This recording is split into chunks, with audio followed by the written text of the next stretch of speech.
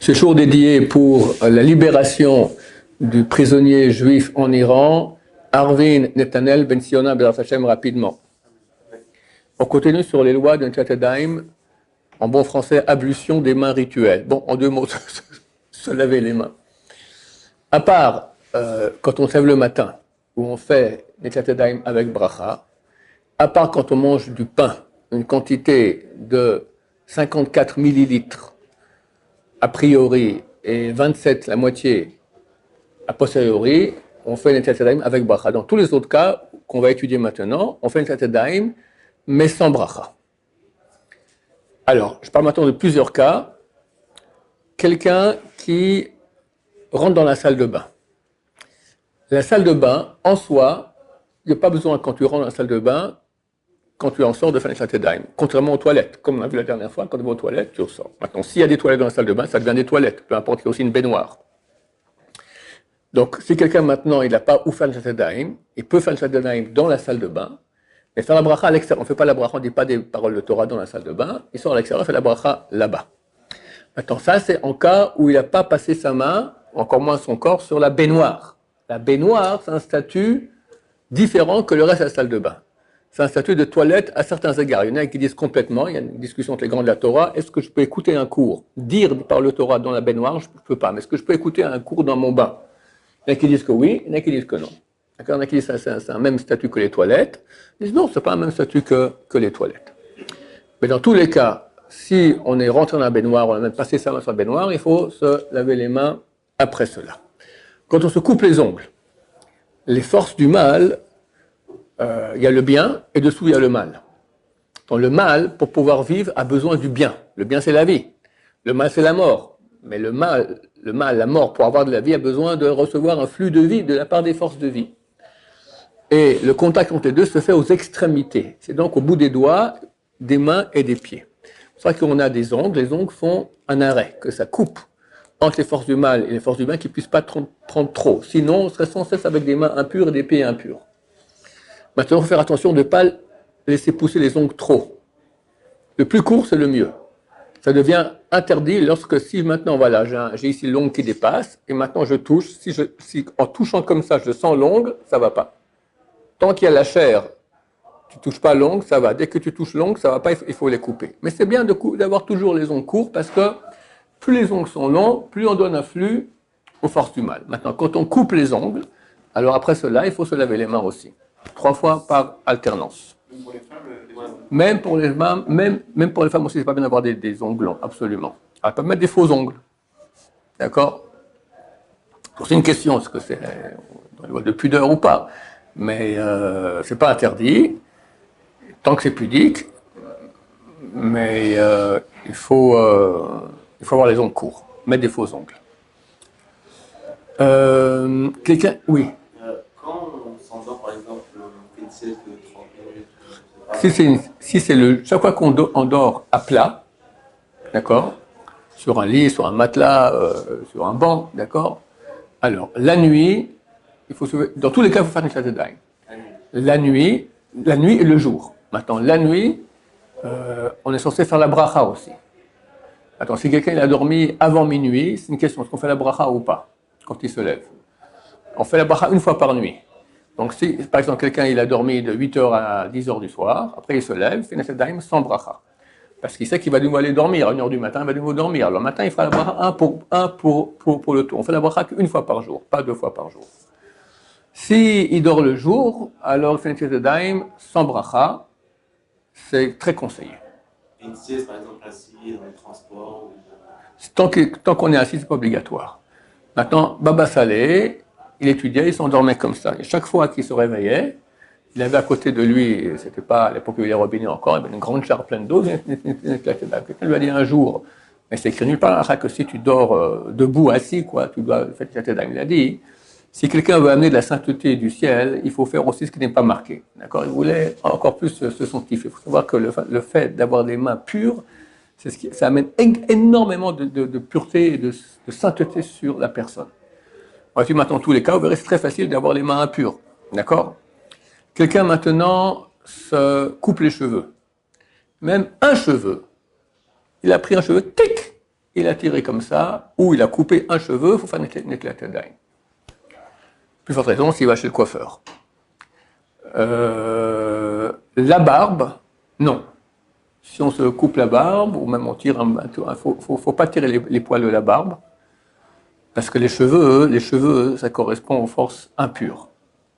Vous verrez que les journaux religieux font pousser les cheveux derrière. Derrière, c'est toujours l'impureté. La face, c'est de la pureté. Et quand ils font tchouva, après, tous les cheveux qu'il y a derrière, ils les mettent devant. Ils ont une grande barbe. D'accord? Ça, c'est... la barbe, ça correspond à la pureté. Ça correspond, chaque cheveu correspond à un tuyau par lequel Dieu amène un flux sur terre. Donc c'est bien, d'après la Kabbalah, d'avoir une barbe. C'est pas obligatoire, mais c'est très conseillé. Est-ce qu'on peut couper la barbe? Alors l'école Abuchatzera, Baba Saleh dit que non. Il faut laisser la barbe, jamais la toucher. Le Ben Ishraï, qui était l'un des plus grands kabbalistes des derniers siècles, il dit qu'il n'y a aucun problème à tailler la barbe. D'accord? Ce qu'il faut, c'est pas enlever le cheveu, le tirer ou avec une crème dépilatoire, etc. Raser, c'est clair que c'est un problème. C'est interdit de la Torah, raser avec la lame ou avec certains rasoirs électriques. Il y a des rasoirs électriques aujourd'hui qui sont permis. Le Rav Gross à Bnei Brak a donné toute une liste, qu'est-ce qui est permis comme rasoir ou pas. Le laser? Pardon? Le laser? Alors, laser, ça serait permis du point de vue du sens strict, mais du point de vue de la Kabbalah, c'est bien d'avoir des cheveux. Chaque cheveu correspond à un tuyau. Donc, tu enlèves les tuyaux. Hein? On crée à la barbe ici. Là, tu ne peux rien toucher. Ici, cette région, depuis là jusque-là, il faut laisser les cheveux au moins 5 mm chaque cheveu. Depuis plus bas que le trou de l'oreille, on parle de la barbe vraiment, pas ici. Alors, on peut, du point de vue du sens simple, enlever tous les cheveux, avec les moyens permis, c'est-à-dire tout sauf rasoir. Mais ce n'est pas conseillé d'après la Kabbalah. D'après la Kabbalah, il faut toujours garder tous les cheveux. D'accord? On peut les couper, mais il reste comme un petit quelque chose du cheveu. Alors, si on se coupe les cheveux de la barbe, pas besoin de se laver les mains après cela. Mais les cheveux d'ici, ça correspond à d'autres forces négatives. Là, quand on coupe les cheveux, même un cheveu, il faut faire un Netilat Yadayim. Si on touche les chaussures neuves qui n'ont jamais été portées, pas besoin de faire un Netilat Yadayim. Mais si on touche des chaussures qui ont déjà été portées, il faut un Netilat Yadayim. Non, tout ce que je dis maintenant, c'est sans bracha. Je dis bracha que Netilat Yadayim pour le matin quand on se lève après dormir une demi-heure couché dans le lit, ou pour manger du pain une certaine quantité. Et si on met nos mains sous l'eau comme ça, sans ça va aussi. Ça va aussi. Pour tout ce que je suis en train de dire maintenant, c'est mieux de faire 3 fois avec un ustensile, mais presque pour tout ce que je dis maintenant, 3 fois sous le lavabo, ça va aussi. Ou même une fois. Sur les affiches, sinon, sur un pain. Non, il ne faut jamais s'essuyer les mains. Quelqu'un s'est lavé les mains, il ne faut jamais s'essuyer sur les habits, ça enlève la mémoire de la Torah. Alors, pour cette raison aussi, quand tu te nettoies sur toi, ça, c'est pas bien. Tu te nettoies sur quelque chose d'autre, un mur, une chaise. Si on se gratte par exemple les cheveux. Alors non, pas sur ses propres habits, non. Alors, j'étais aux chaussures maintenant. Si les chaussures ont déjà été portées, par le simple fait qu'on les touche, on doit faire une certaine. Il y a des gens qui étudient la gueule, je les vois étudier au Beth Midrash, ils touchent les chaussures comme ça, comme si de rien n'était. Non, ça va. Dès qu'on touche les chaussures, il faut aller se laver les mains. Les chaussettes. Rabbi Yosef il dit qu'il n'y a aucun problème. Le Rabbi Yosef dit non, la partie de la chaussette qui est dans la chaussure, vu que tu transpires là-bas, si tu touches cette partie, oui, il faut faire une Netilat Yadayim après avoir touché la partie de la chaussette qui est dans la chaussure.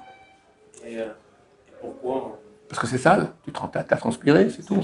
Question de saleté. Alors, oui et non, pour ça, oui.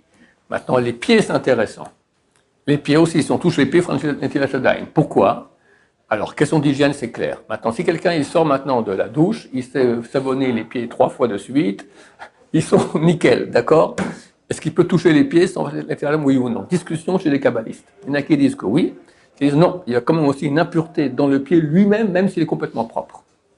Donc, c'est mesure de piété de oui, se laver les mains après cela. Se gratter les cheveux.